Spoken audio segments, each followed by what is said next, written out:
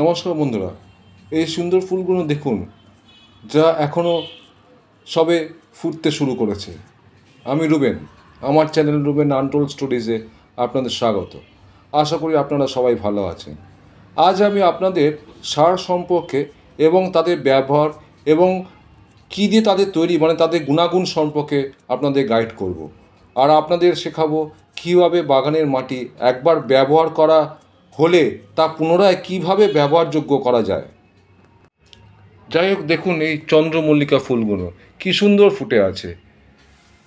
এই শীতের ফুলগুলো যেমন মোরগঝুঁটি, চন্দ্রমল্লিকা, গাঁদা ফুল কি দিন দিন কীভাবে সুন্দরভাবে ফুটে উঠেছে এবং গাছে ভরে উঠেছে। আপনারা ভিডিওগুলো একটু ভালো করে ফলো করুন, তাহলেই দেখতে পারবেন কী সুন্দর তাদের দেখতে লাগছে। দেখতে দেখতে মনটা ভালো হয়ে যায়। তারা এত রঙিন যে সকাল বা বিকেল যখনই আপনারা দেখবেন আপনাদের সবার মন ভালো লাগবে আশা করি। কিন্তু দুঃখের বিষয়, তারা গন্ধহীন। রঙিন কিন্তু তাদের গন্ধ নেই, কিন্তু তাদের বিভিন্ন রং আপনাদের সবাইকে মুগ্ধ করবে। দেখুন কি সুন্দর আস্তে আস্তে সারা গাছে ফুলে ফুলে ভর্তি হয়ে যাচ্ছে। কিছু এখনও ফোটা বাকি আছে, কিছু অনেকই ফোলা বাকি আছে। দেখতে পাচ্ছেন আপনারা গাছগুলোতে।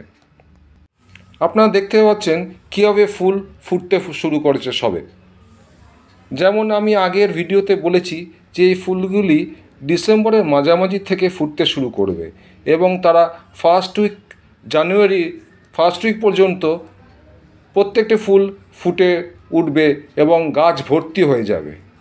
দেখুন বিভিন্ন রঙের, এটা কমলা রঙের হবে, ফুল ফুটতে সবে শুরু করেছে।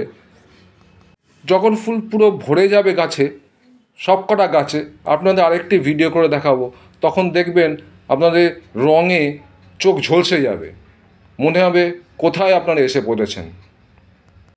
দেখুন আর আনন্দিত হন, চোখ সার্থক করুন এই রং বেরঙের ফুল দেখে।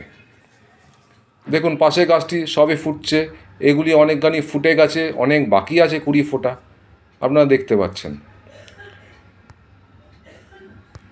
আজ আমি আপনাকে এমন কিছু গোলাপ ফুল দেখাবো যেগুলো নিখুঁতভাবে ফুটেছে এবং এই গোলাপ ফুলগুলো দেখতে যেমন সুন্দর তেমন চমৎকার গন্ধ, যা আপনার মনকে খুব ভালো আপনার মনকে উদ্ভাসিত করে তুলবে। বিশেষ করে এটি একটি দেখতে যেরকম ভালো এবং তার সুবাসও চমৎকার।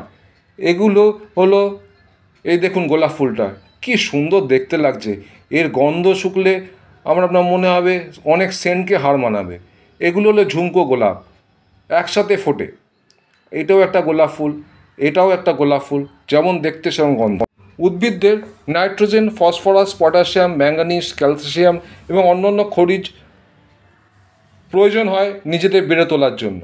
কিছু মিনারেলস যেমন নাইট্রোজেন ভালো বৃদ্ধিতে সাহায্য করে, কিছু মিনারেলস যেমন পটাশিয়াম ফুল ফুটতে সাহায্য করে, কিছু মিনারেলস যেমন ফসফরাস শিকড়কে ভালো বিকাশে সাহায্য করে। এই নাইট্রোজেন, ফসফরাস আর পটাশিয়াম একে এনপিকে বলে।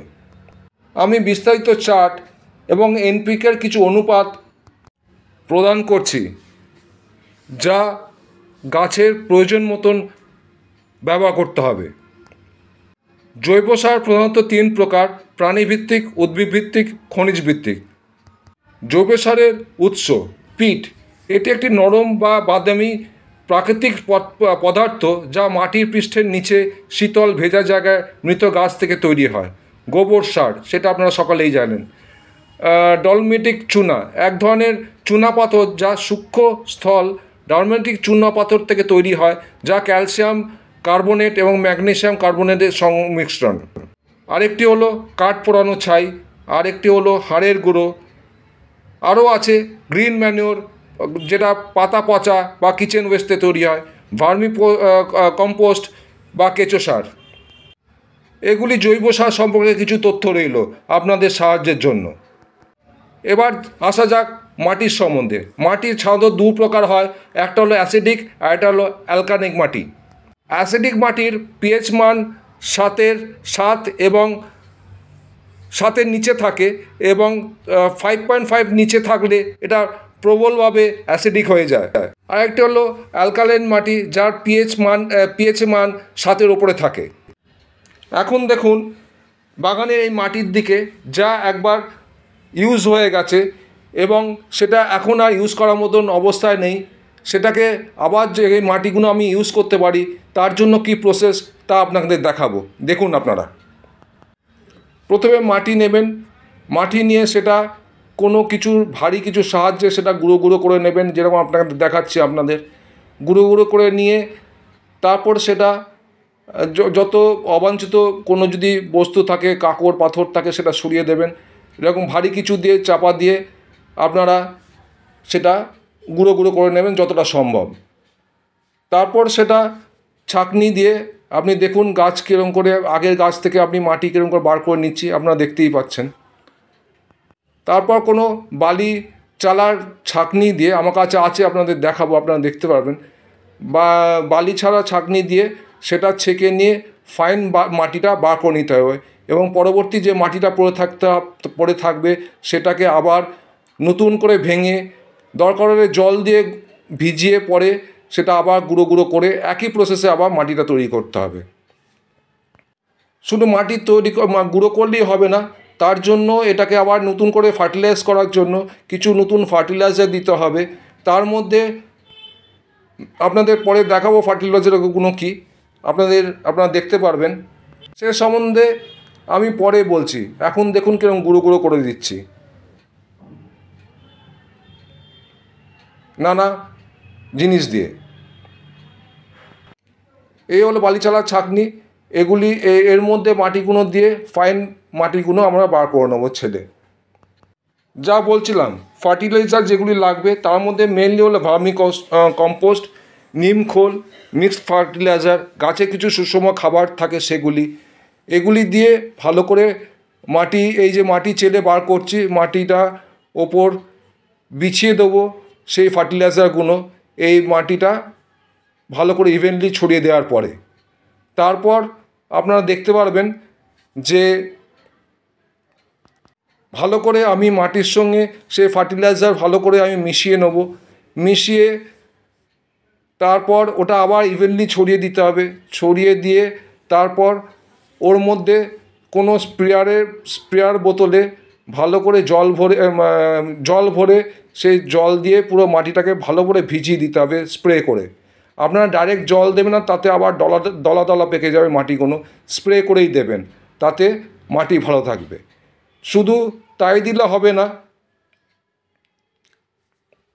সে মাটিটা আবার ভালো করে ঢেকে দিতে হবে, যাতে গরমে সে ভেপার উঠবে, সে ভেপারটাও আবার জন্য ওর মধ্যে বাষ্পটা জল পরিণত হয়ে আবার ওর মধ্যে থাকবে, তাতে মাটি ভালো উর্বরতা আবার ফিরে পাবে। আপনাদের আগেই বলেছি এই মাটিটা দেখুন কীরকম করে আমি চেলে রেখে দিয়েছি। এটা হলো আপনার মিক্সড ফার্টিলাইজার, যেটা আপনার আগেই বলেছি। এটা হলো নিম খোল, এটা হলো ভার্মি কম্পোস্ট, এটা হলো এটা হলো ভার্মি কম্পোস্টের মধ্যে ঢেলে রেখেছি। এটা হলো সুষম খাবার, যেটা গাছের অনুখাদ্য। এগুলি সব এখন মেশাবো আমরা।